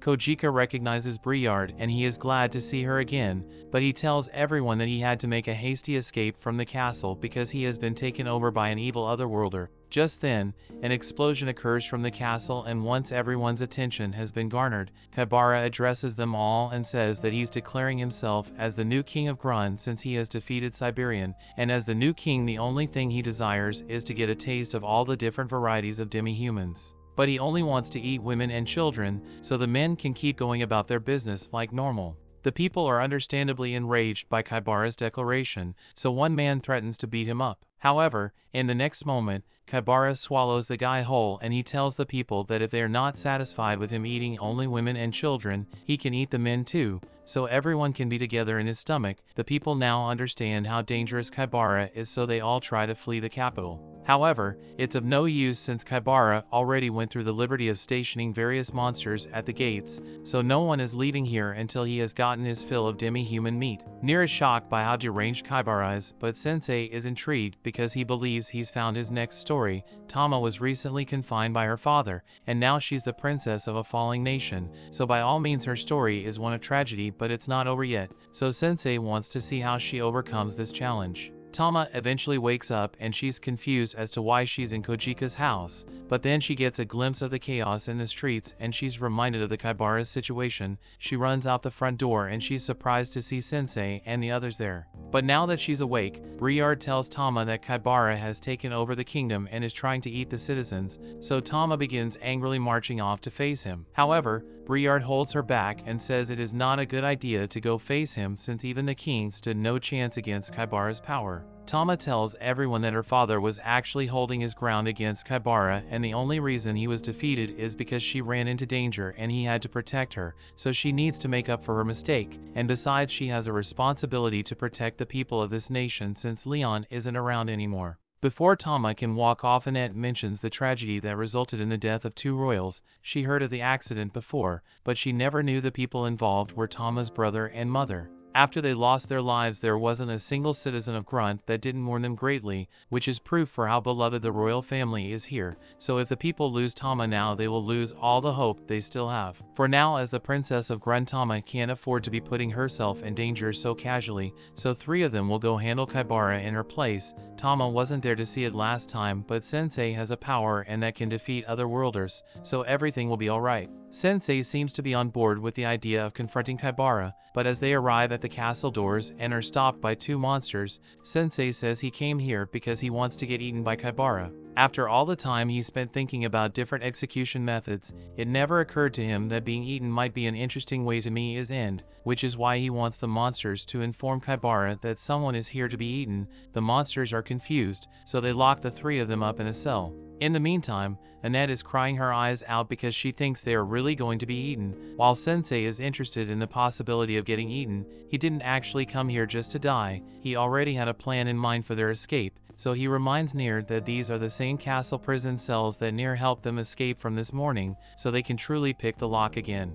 The story continues. We see at the same time, Tama comes to the palace to confront Kaibara, and he's quite happy to see her here since it saves him a lot of trouble chasing after her. Although, he is disappointed that she's going to fight him since he won't get to savor her flesh properly this way. Tama vows to defeat Kaibara with her own hands, but he suddenly charges at her with Siberian's lightning fist technique and launches Tama into a wall. She's shocked, but not just because of the lightning, rather because that move is one that only her father can use. So how did Kaibara pull it off? Kaibara explains that this is his unique skill, gluttony. It allows him to increase his stats by consuming flesh, and not only does he get different stat points depending on what kind of flesh he eats, he's also able to acquire the special skills that were held within that flesh, meaning he's going to beat her to a pulp using her father's technique, and then eat what's left of her. Meanwhile, on the other side of the castle, Sensei and the others are walking through the halls after escaping their cells, and Annette is honestly surprised and impressed that Sensei actually had a plan back there and didn't just want to get eaten,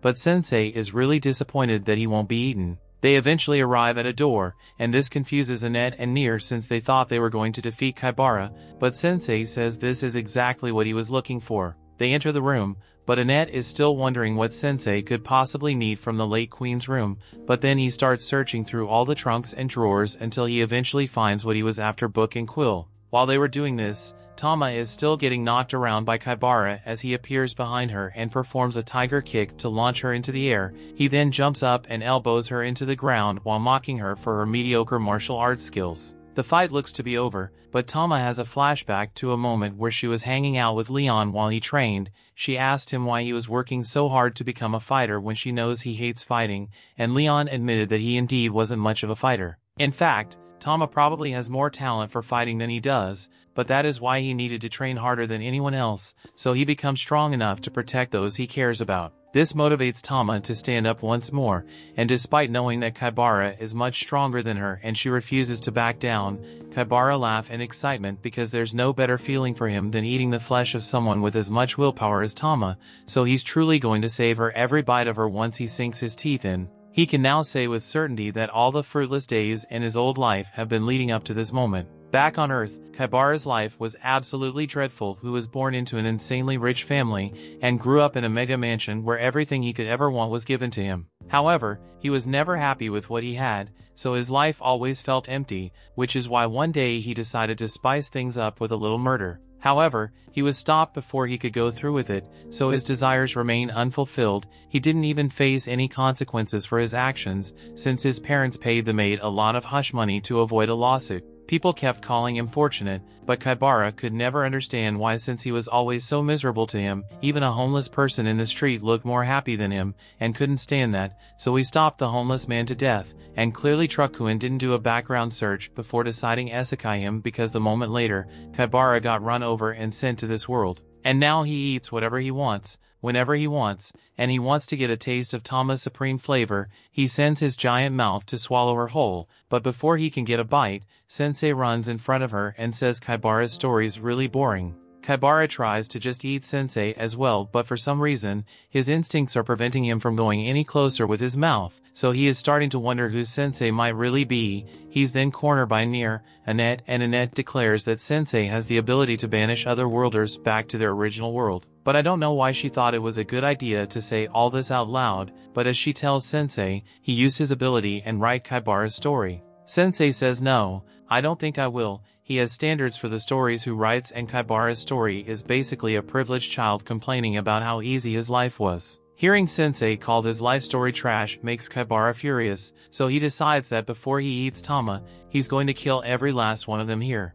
Tama blames herself for everything they had gone wrong so far, as she hadn't gotten in her father's way while he was fighting, then he never would have lost his arm, and if she had stopped Annette and the others from coming here, then they wouldn't be in danger right now. She doesn't know what to do, so she looks to Sensei for guidance, and he offers her a story who he is dedicated to her. The story is written based on Tama's sad past, so as she opens the book, pages begin flying into the air. Annette didn't know Sensei's ability could also work on non-otherworlders, but she doesn't have time to focus on that since Kaibara is still attacking her. Sensei tells Tama that he has learned a lot about her from her tragic story. She's so kind that she suppresses her own feelings for the sake of others, but she is still a clumsy woman, so as a child she ended up bound by her father's vision of an ideal princess. After her mother and brother died, she attempted to raise Siberian spirits by replacing her brotherhood than the ideal prince, but this only created more distance between her and her father. And at some point, she even lost sight of her true self altogether, but her mother once told her that her life belongs to her alone,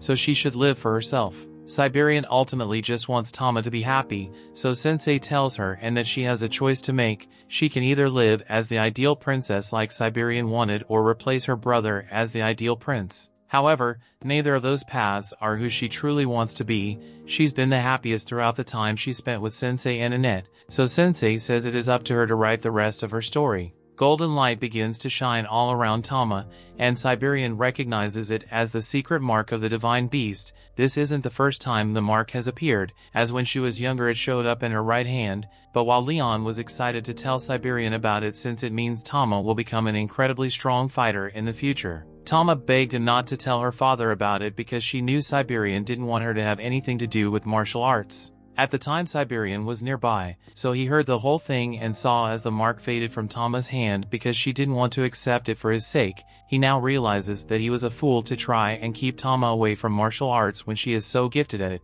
Kaibara compliments Tama for getting some kind of power-up, but he's also finished digesting Siberian's hand, so he has completely mastered the lightning fist technique. Even flashbacks won't be enough to save her, because it's not like she's in an anime with plot armor, so he will take pleasure in watching her despair as he eats her bit by bit. While Kaibara is ranting, Sensei lights up the smoke and calmly says that hope may often be disappointing, but even when pushed to the brink of despair, people will still always find the last thread of hope to cling on to. Tama charges forward and Kaibara is still confident that he will overpower her, but then he gets discombobulated and head-butted into a concussion. He tries to counterattack, but Tama has already charged up for finishing moves, so even though he uses his rock-hard defenses, he's ultimately torn to shreds by the force of Tama's attack. Kaibara falls to the ground, and now that he has been defeated, the sacred mark on Tama's hand begins to fade as she falls unconscious. Siberian catches her and Annette comes over so she can heal her. While Tama is being healed, Sensei goes up to Siberian and returns the Queen's diary to him.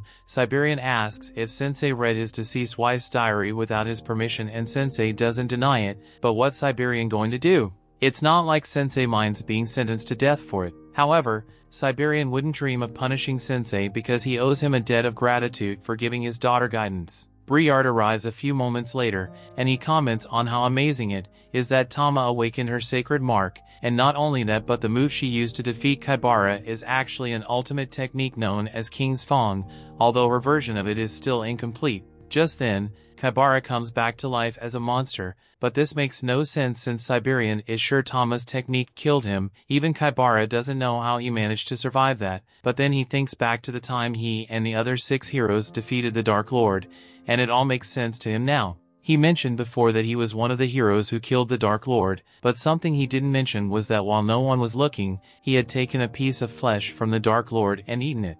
At first he didn't know what kind of effect it would have on him, but now he can feel unimaginable power welling up inside him, so he has finally become the ultimate predator of this world. And with his new power, the first thing he is going to do is annihilate this entire kingdom, or at least that's what he would have done if he didn't get decapitated mid-sentence. The others are surprised to see Waldelia is here, along with her dragon, and Kybara recognizes her as the Dark Lord's daughter, and he says he has something important to tell her. He starts talking about how much he enjoyed sticking her father's meat in his mouth, but Waldelia doesn't want to listen to another word from Kybara's mouth, so she blasts him to ashes. Everyone is in awe of the power Waldelia possesses, and they're worried she may target them next, but then he hears a familiar voice that puts her on edge. Last time she saw Sensei, he has a hole in his chest, so she wonders how he could have possibly survived. However, Sensei doesn't answer her question and instead asks her if she feels any better after killing one of the people who killed her father.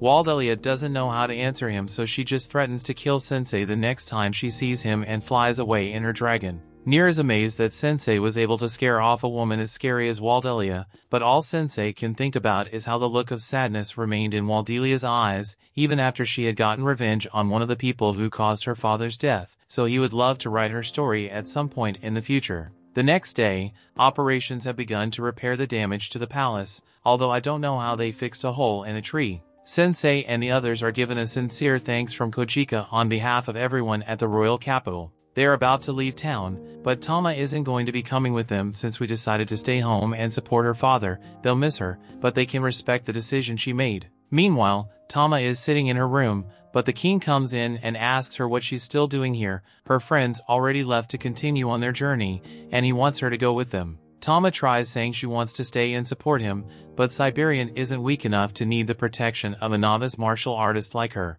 which is why he's encouraging her to go out on an adventure and gain some experience, but once her journey is over, she has to return home to him. Tama understands what he's trying to say, so she changes into her adventuring clothes and jumps out the window. Before she goes, she thanks her father and promises to become a powerful martial artist just like him by the time she returns. Down the road, Annette and Nier are pulling Sensei's coffin, but Sensei stops them and says that unlike Annette, Nier has no talent for coffin pulling, so he isn't allowed to pull it alone. Nier tells Sensei to get out of the coffin and walk then, since there's no way Annette can pull it alone, but it doesn't look like she will have to since Tama comes running up behind them, and they're all happy to see each other again. The story continues. We see our group arrives at some giant tree, but Sensei's face doesn't match how excited he is. This is the famous world tree, and Annette said to be a holy tree that watches over the nation. Supposedly it grants protection to anyone who visits it, and there's a nice little village right next to it. Tama desperately wants to do the explaining, but Annette ignores her. Annette suggests they pray for safe travels in the village, but Tama makes her pay for ignoring her. Sensei tells the girls to hurry up and drag his coffin, and everyone is shocked when they find that the calm little village has been turned into a casino. The villagers used to live a simple life alongside nature there, but now they're just a bunch of people stabbing each other for some reason. Sensei runs out of sedation pills, so he wonders if there are any good trees around for him to take his own life. Sensei must be told to stop eating pebbles off the ground because the others want to go speak to the mayor. The mayor reveals that a few months ago some other worlders came to see the world tree and began living in the village. They built the casino, and it has attracted all kinds of crazy otherworlders from all over the place. The mayor shows them a dying leaf, and he explains that since the other brothers arrived, the world tree has grown weaker every day,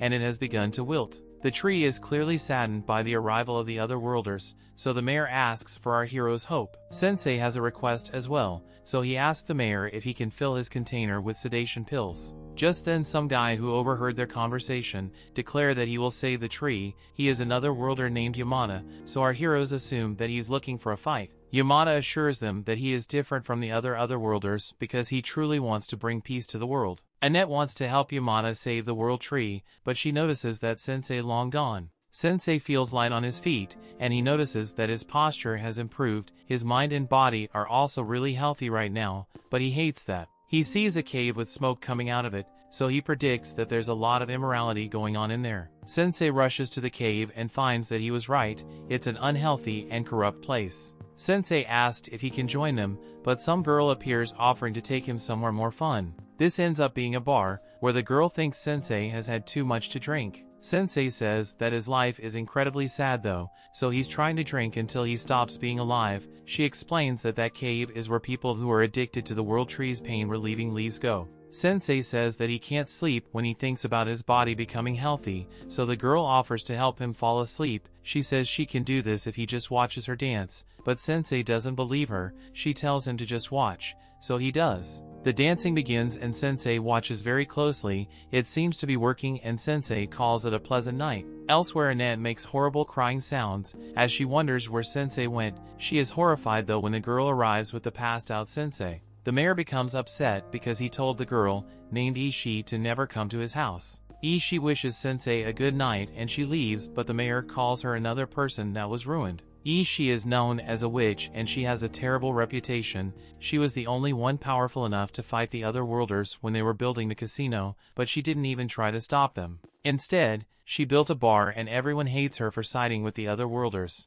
Ysha always stayed away from everyone, so not much is known about her. Now she makes a fortune charming fall in other worlders, with liquor and dancing. The villagers started calling her a treacherous witch and Yamada decides that she will have to face justice, just like the other worlders. The mayor pleased to hear this and begs Yamada to save their town. The next day Sensei goes somewhere, but Annette reminds him that the battle against the other worlders will be starting soon. Sensei says that he never agreed to that in the first place, and he just wants the peace that he finds in the bar. Annette tries to stop him, but Yamada explains that it's too late because Sensei has been charmed by the witch. Annette refuses to just let him go, but Yamada assures her that Sensei will come to his senses when they fix the town. At the bar, Sensei credits Ysha for being the reason he was able to forget his past, which allowed him to fall asleep. Ysha warns him about being close to her because she might ruin him, but that's exactly what Sensei wants. The two have a toast and Ysha explains the legend behind the world tree. When the spirit of the tree descends, although weak and sick people will be saved. Ysha suggests that Sensei predated the tree to ease his pain, but he surprises her by revealing that he knows that she's the one that wants to be saved. Sensei says that her dancing was full of sadness, and she's at a loss for words. Just then a bunch of guys arrive to order some drinks. A thug threatens some guy after he lost all his money, and he tells the dude to get his money back or he will take his kidneys. The thug explains to his boss that they aren't profiting as much from the casino because less people are gambling, so he wonders if they should move the casino. The boss says it won't be necessary because all they have to do is draw on the villagers from across the nearby bridge. It will be easy too, because they just have to show them how much fun gambling is, and get them addicted to the leaves from the world tree. Ysha reminds the boss that he promised not to bother the villagers, and only other worlders were supposed to gamble. The boss says it can't be avoided now and explains that she will also make a lot more money with the added customers. Ysha doesn't care about that and she reminds the boss that she paid him a ton of protection money, so he wouldn't touch the people across the bridge. The boss ignores her and just tells his goon to get a couple people from across the bridge addicted to the leaves. Ysha tries to stop him, but she just gets tossed aside. Sensei says that women like her shouldn't be called witches because she is actually an angel. Just then the ground shakes and the thugs are shocked to find a part of their casino has been destroyed. Yamada tells the thugs that it's time to face justice, and he includes the witch. Yamada prepares to punish them, but Sensei arrives upset that Yamada have ruined his peaceful day. Sensei can't stand grand people like Yamada and Yamada calls Sensei a disgrace to the other worlders. Yamada tells them to think carefully about what his next move will be, but Sensei just sits down. Sensei has never once respected someone for lecturing him, and he isn't the type to listen to a lecturer either. Yamada decides to show him what righteous behavior looks like, so he attacks all the thugs at once and his power of judgment erupts moments after. This guy is really strong so that thugs decide to run away. Ysha thanks him for saving the town and Yamada is glad to see that she has come to her senses. The townspeople celebrate Yamada as their hero, but they call it Ysha a traitor. They think she was working with the other worlders and they wonder how much money she made off of her exploits. Yamada tries to point out that she has changed her ways, but the people still tell her to get out of town. Sensei steps in front of the angry mob and says that all people are worthless scum. They think that he's siding with the witch, but Sensei explains that Ysha was the only one fighting to protect this town. Every night she made sure that the thugs were happy and kept them in check, so no harm would come to the town folk. Without her, the thugs would have come for the villagers a long time ago. Sensei calls her the true savior of the town, and he shames everyone for throwing rocks at her. No one believes him, so Ysha says it's okay and she apologizes to everyone as she leaves. Everyone celebrates as they have successfully pushed the witch out of town, but Yamada is horrified. Sensei knew would happen all along as he explains that the line between righteousness and evil is a hazy thing. Yamada wonders if it's his fault, but Sensei doesn't know. All he knows is that this town willingly let go of its own protector.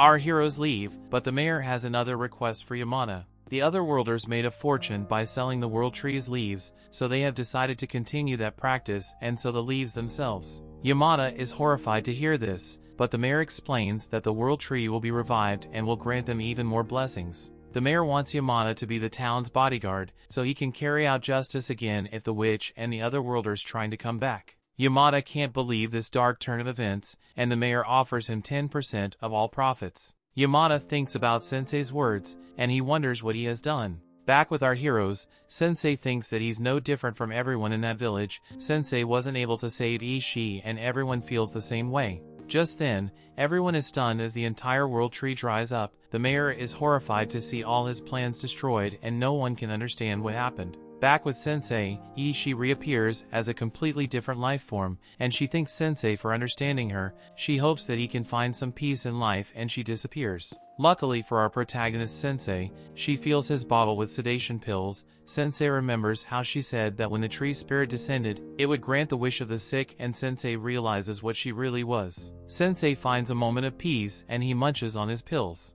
The story continues. We see our group's journey soon brings them to a desert with the blazing heat is too much for them to bear. It's so hot that Nier has to take a break to hydrate the magic carpet, but Sensei seems to enjoy it since there's a chance he passes out for heat stroke. Tama asks Annette if they really have to cross this whole desert because there's still nothing but hot sand up ahead, and Annette isn't sure if they should keep going forward or not. She would like them to take the shortest path to the Dritten Temple which cuts through this desert, but with how things have gone so far, she doesn't think it's possible for them to make it all the way across the desert without dying from the heat. They are having a rough time, but now that they think about it, Nier seems to be doing perfectly fine despite the heat. Nier tells them that the heat doesn't bother him because he was actually raised in this area, so he knows how to navigate a desert easily. This is great news, since Nier can now help them traverse this barren wasteland, and first tip for surviving the desert is that it is actually safer to travel during the day despite the heat. At night you are much more likely to run into monsters or bandits to the days and much better alternative, or at least it should have been because they still end up getting attacked by bandits. The JoJo looking as bandit here is an otherworlder named Toru, and he declares that this is his territory, so if the group wants to pass, they are going to need to pay a fee. This is the last thing Tama won't have to deal with when it's already so hot, but since they are cornered, there's no choice. Annette tells Sensei to go hide inside the coffin, but with how hot is the inside of that coffin is basically an oven at this point, so she tells Sensei to just stay out here instead. Tama and Annette begin fighting the bandits together, and with all the adventures they've been so far, there are way too powerful flip bandits to handle. However, it looks like Sensei passed out from heat stroke, so Toru decides to go after the defenseless target instead. Nier is close to Sensei, so he stands to defend him from Toru, but he's still scared to draw his sword. Toru stops in front of Nier and mocks him for thinking he can protect others when it is obvious that he has never even held a sword before. He reminds Nier that wielding a sword means one is prepared to die and Toru isn't above killing children. He's totally fine with using his scorpion venom to give Nier a slow and painful death, so he asks if Nier really wants that. Nier is not want to die like that, but Sensei definitely does, so he starts inching up Toru's scorpion and asks to be given that excruciatingly painful death. Toru is freaked out by Sensei, but he assumes Sensei must think the poison is a bluff, so it proves that he's not bluffing. He stabs Sensei and injects him with tons of scorpion poison. A normal person would have started writhing in pain immediately, but in a Sensei's case, after the scorpion stabs him, the scorpion dies instead. Sensei is disappointed by the fact that he's still alive and Toru is devastated that his scorpion has been killed, so he charged towards Sensei and intends to make him pay. Nier is still too scared to draw his sword and fight, so he just stands there as Toru attempts to bash Sensei's head in. However, just before Toru could do it, they hear the sound of a beast howling and Toru's gang recognizes it as the desert wolf, so they need to get out of here quickly. Toru reluctantly decides to retreat, but he swears that he will avenge his scorpion. Now that things have settled down, Annette starts healing the hole in Sensei's chest, but you know they won the battle. Nier is feeling sad because he didn't have the courage to fight when his friend needed him the most. Tama comes over and tries to cheer him up, saying it's not a big deal if he was too scared to act, he can just handle it the next time they get into a fight. Once Annette is fine healing Sensei, Nier apologizes for not being able to protect him. Nier blames himself for being a coward, but Sensei tells him that it's not his fault since one ever starts out as a hero. People become stronger by facing their failures and moving forward in spite of them, so Nier shouldn't beat himself up too much over it. In any case, Annette is worried about the beast sound they heard earlier, so she doesn't want to stick around here long and asks Nier to lead the way. Nier feels better now that he has a way to make himself useful, so he leaves the group to the home he grew up in. The place is called the Wolff Orphanage, and Nier says they can stay here for the night, but as he starts walking inside, he spots 3 familiar faces he hasn't seen in a while, and the kids are happy to have Nier back after such a long time. The one who raised Nier, named Kathy, comes out and welcomes him home, so the group is treated to a wonderful meal alongside the orphans. Nier is really excited to have some of Kathy's cooking, and the food today is especially delicious since the kind stranger has been donating a lot of ingredients to the orphanage lately. Kathy really wants to thank this person, but she has no idea who it is. One of the kids starts talking to Nier and reminds him that he said he wouldn't return to the orphanage until he becomes a valiant hero, so they want to know if he did it. Tama is watching Nier to see what he says after fumble during their recent battle, and Nier knows he is no valiant hero, but he tells the kids that he's technically part of the hero's party, and he's technically not lying since Sensei counts as a hero from another world. Sensei denies being a hero of any kind and says he's just an author who writes stories, so the kids excitedly asked him to tell them a story. Sensei's fine with that and is about to begin depressing story, but Kathy stops him since she doesn't want anyone traumatizing the kids before bedtime. Later on in the night, all the kids are asleep and Annette comments on how cute they all are, but all of a sudden they hear the sound of the monster from before and sound pretty close. Kathy comes out and tells them that the sound is that of a wolf that has been terrorizing this area recently. The sound of his howling scares Kathy near death every night, and since she has to worry about the kids' safety, she locks the door and warns everyone that they need to stay inside all costs if they want to survive the night. Meanwhile, Sensei is out on a leisurely night stroll, and he happens to come across the scene of a horrifying massacre. Now, horror movie instinct would tell me, and it's time to turn around and act like I was never here, but Sensei thinks this might be interesting, so he's going forward. Back at the orphanage, everyone has gone to sleep and it looks like they haven't realized that Sensei is missing yet. Tama accidentally punches Nier in the face while she's asleep, waking him up and causing him to see his shadowy figure lurking outside the window. Nier remembers what Kathy has said about the wolf that crawls around this area, so he is really scared, but he also wants to protect everyone, so he grabs his sword and heads outside to check if there's anything out of place. As he does this, he ends up bumping into a man carrying a basket of vegetables, and at first he thinks this guy is a thief, but the guy swears that he wasn't doing anything suspicious even if his actions definitely look suspicious. Nier realizes that this must be the person who has been secretly being food to the orphanage, but he asks where the man doesn't just deliver it directly since everyone would love to thank him personally. The man says he doesn't need to be thanked since he is satisfied just watching the happy faces on the kids as he spies on them through the windows. The man may be a little creepy, but his heart is in the right place, so Nier asks him come to sit with him. The man asked why he hasn't seen Nier around the orphanage for today, so Nier explains that he's currently traveling, but he grew up in this orphanage after his parents died when he was younger. The sword over there apparently belonged to Nier's father, so now he is dreaming of becoming a hero that is worthy of wielding that sword, so the others from the orphanage can be proud to have him as a big brother, although it's difficult for him to find the courage to actually do it. The man has moved hers by Nier's story and says Nier is a great kid, but Nier doesn't think there's anything great about himself. To cheer Nier up, the man asks if Nier could tell him some stories about his travels thus far, and Nier is happy to oblige. All the while, Sensei has been standing in the corner and taking notes because he finds Nier's story to be quite interesting. Nier and the man talk through the night. By the time the sun has risen, the man is getting ready to leave. Before he goes, Nier invites him in to have breakfast with everyone, since they've all loved to meet him. However, while the man appreciates the offer, supporting them from the shadows is more than enough for him. Besides, he doesn't think he deserves to be thanked in the first place, Nir can tell that the man seems a little upset, so he wants to do something to cheer him up and asks if a man has a little more free time to spend. Nir and the man head out into the desert, and thanks the man's keen nose, they're able to quickly track down an oasis. From here they start gathering all sorts of crops together for the orphanage. Meanwhile, back at the orphanage, Sensei has had enough of the kids to be swings back into his coffin so they can't bother him. Annette and Tama find this hilarious, but they then hear sound outside and are shocked when they see all the food sitting on their doorstep. Later that day, Nir is exhausted from all hard work he's been doing all morning, but he's also really happy he got all that food for the orphanage and spent time with the man. Little while later, Kathy comes running into the room with terrible news. Nir was expecting to hear about the mountain of food that was brought to the orphanage, but instead he is told that one of the kids has been kidnapped by Toru's gang. Toru is outside right now and he's threatening to seriously hurt Nate unless the owner of the orphanage comes out and pays him some money. Tama can't believe Toru would be willing to hold the little kid hostage for ransom money, but she assures Kathy that she, Annette, and Nir will save him, so everyone else should just wait inside. They head outside, and as soon as Toru recognizes the group, he orders all his men to attack, so Annette and Tama immediately begin fighting, but they are struggling, so they could really use some help. However, Nir is frozen in fear again, so before he could become a target, the man from before shows up and pulls him away to safety. Nir is in tears over his cowardice because he knows Nate is in trouble, but his body won't allow him to do anything to help. The man starts having flashbacks to a time when he failed to protect his loved one, and he's not about to let the same thing happen to Nir,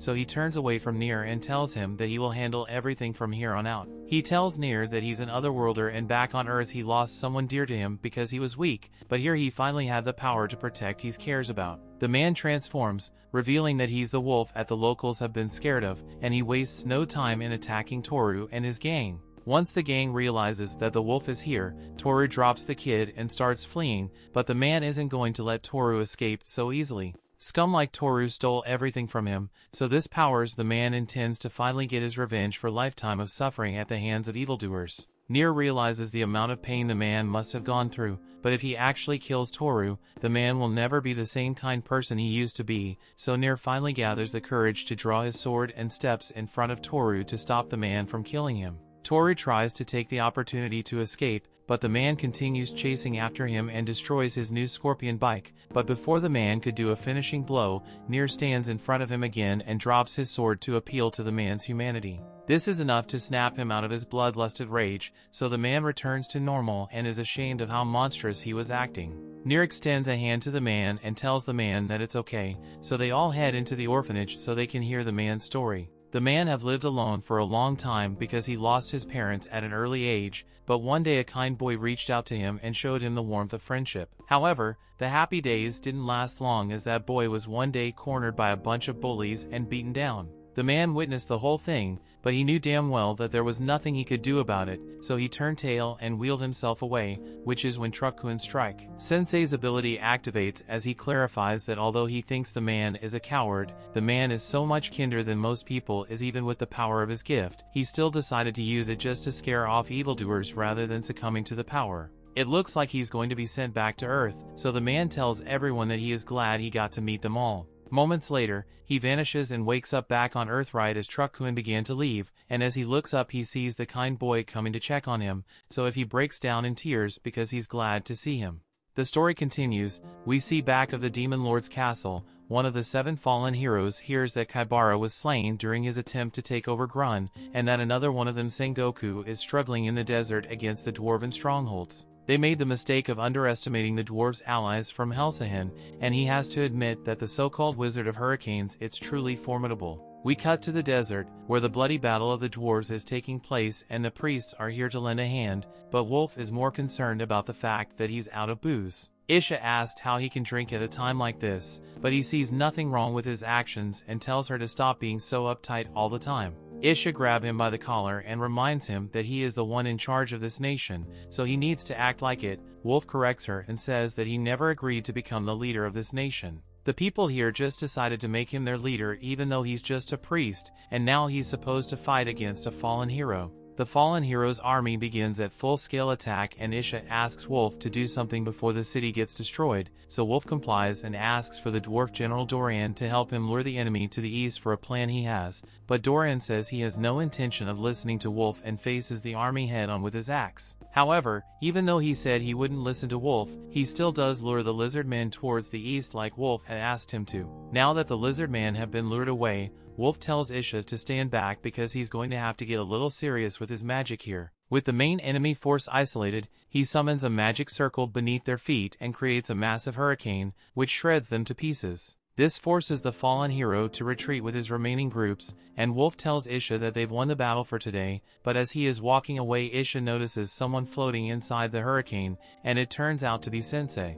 After everyone returned to the city, a party is held to celebrate their victory against the fallen hero and Doran has a seat of honor for his great contributions to the battle. Wolff also has a seat of honor and sits down before thanking all the dwarves for their hard work out there, especially Doran, and Doran admits that Wolff did a good job out there as well even though he's an elf. We see they have a good relationship with one another after all, so the party goes on and in the background we see Tama and Nir stuffing their faces with as much food as they can stomach while Ysha watches them with a smile. She wasn't expecting to run into Annette and the others anytime soon, so she's surprised that they happen to show up here. Annette confesses that her group got lost in the desert and before they realized what had happened, Sensei suddenly got caught in sand hurricane. Speaking of which, Ysha asks how Sensei is doing so Annette tells her that he's fine. Fortunately, he only suffered minor injuries because he was mostly inside his coffin, but Sensei doesn't think that was a fortunate thing at all since he ended up surviving because of it. On top of that, his precious coffin was completely destroyed too, but Annette promises to buy him a new one as soon as she can. Wolff then comes over to apologize to Sensei for accidentally hitting him with this hurricane and merely killing him, but Sensei is more angry that he couldn't finish the job. Another news, Wolff apparently has a familiar as well, and Melos head over heels for it. Wolff asks Sensei to forgive his mistakes since they are currently at war. However, Sensei and the others had no idea that a war was even taking place, so Ysha offers to explain the situation to them. This nation is currently being attacked by one of the 7 fallen heroes, and as soon as Tama hears about the fallen hero, she proudly exclaims that she was the one who defeated the fallen hero who attacked Grun. Wolff has a hard time believing that Tama actually pulls her something like that off, and that ticks her off because she believes her party is pretty strong and shouldn't be underestimated. She tells Wolff that Sensei has the ability to send other worlders back to where they came from, but Wolff isn't surprised since he already heard about it from the church meeting, and frankly he doesn't think an ability like that is even needed, because no matter what ability an other world or possesses,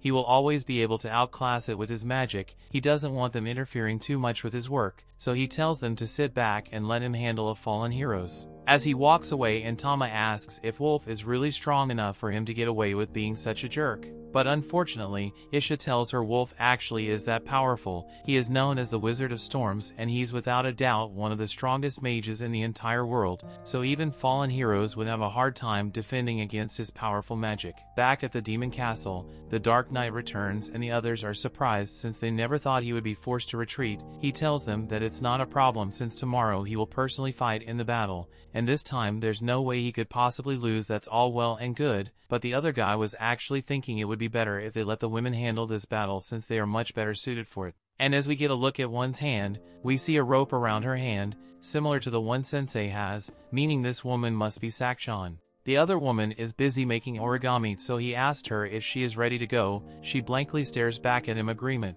Back at the dwarf village, Sensei is taking a walk with Melos and Melos is really depressed over the fact that he got rejected, so Sensei gives him a little advice and tells Melos that he should get used to the feeling of anguish because it's not going away anytime soon.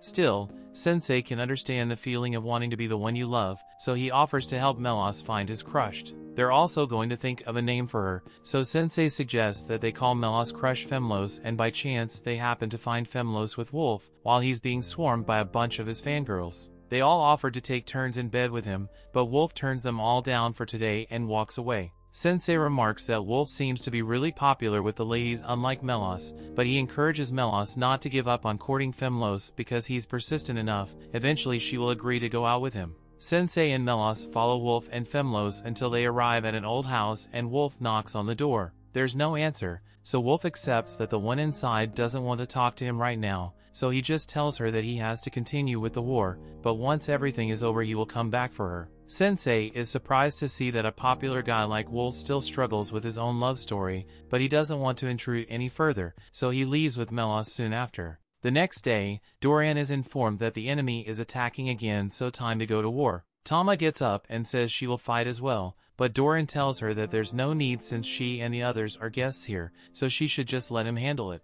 Dorian and Wolff head out to address the dwarf army, and they say that today is the day they finally end this war once and for all. The dwarves are all excited to head out and chase the enemy forces, and things seem to be going really well at first, but all of a sudden, the dragon appears and blasts the entire area. This is the jade dragon that belonged to the Dark Lord and now is under the control of the Otherworlder, so Wolff feels bad for it, but a single dragon isn't going to make much of a difference to him. He has taken down tons of dragons in the past, and this one will be no different. However, as he's about to blast it, he locks eyes with a fallen hero who's riding it, and for some reason he can't bring himself to cast his spell anymore. The girl gets off the dragon and greets Wolff as her former master, but before he can respond, she uses her power to capture him. Ysha tries to help Wolff, but the girl uses her dark power to touch Isha's hand, and for some reason Ysha feels a sudden surge of weakness and falls to the floor. The girl says she will be back to kill Ysha later, but for now she has business with Wolff, so she takes him and flies away on the dragon. Once Ysha is able to get back to her feet, she yells down to Dorian that they need to retreat immediately. After all the troops have retreated back to the castle, Ysha tells them that Wolff was kidnapped and Dorian doesn't know what to do since Wolff was the backbone of their army, so without him the troops are in disarray and the castle walls will soon be breached. While everyone is trying to think of a way out of this mess, Sensei points out to Melos that Femmelos is currently broken-hearted over the loss of her master, and this is a prime opportunity for Melos to use this heartbreak to score affection points with her, so they set off to rescue Wolff. In order to gain an understanding of Wolff's past, Sensei and Melos head back to that old house they saw him go to before. Sensei hopes to find out a little more about Wolff's past, so he walks up to the house and knocks on the door, saying he wants to ask the woman a few questions about Wolff. After a few moments, the door creaks open and an old lady steps out, so Sensei realizes that the story here might be more interesting than he thought. Wolff wakes outbound in front of the Dritten Temple, and the girl Yoriko apparently has a lot of memories of this place since she practically grew up here. Upon realizing that there's an intruder, the guards of the temple rush out to stop Yoriko and rescue Wolff. However, with Yoriko's power, I doubt they will succeed. As Yoriko prepares to kill the guards, she thanks Wolff because it's all because of him that she was able to fully master her ability, so she wants him to stay out of her way so she doesn't have to kill him.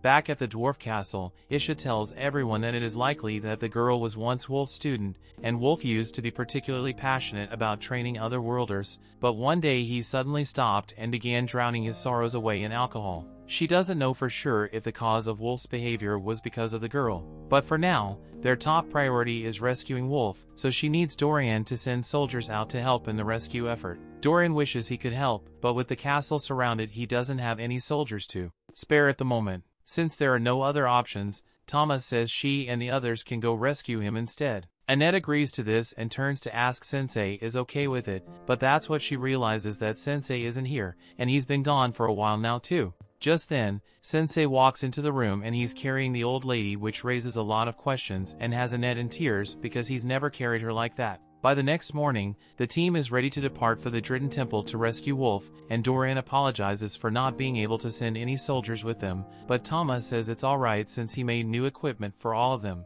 However, Sensei says the equipment he orders hasn't arrived yet, so he's not a satisfied customer. Dorian tries to explain that what Sensei's requested is very complex, so it's going to take a little longer to make, but Sensei doesn't care and just tells Dorian to get it made. Ysha interjection says the group needs to get going since Wolff's life is still in danger, but Tama then said, how are they going to get to the Dritten Temple all the way on the other side of the desert without exhausting themselves? Immediately after saying that, they hear someone talking from beneath the sand, and turns out to be Toru. Tama says Toru is here to pick a fight with them again, but Toru assures her that he's not looking for any trouble. He turned his life around after Nier saved him from getting mauled, so now he's a bus driver by day and protects the orphanage by night. Tama and Nier have never heard of a bus before, so Toru decides to demonstrate using a randomly desert tiger that happened to be nearby. He uses his ability on it, which turns it into a tiger bus and invites them all to get board. All except Sensei, because he's still holding a grudge over his favorite scorpion cycle that Sensei destroyed it, then leaves without Sensei and refuses to turn back to get him,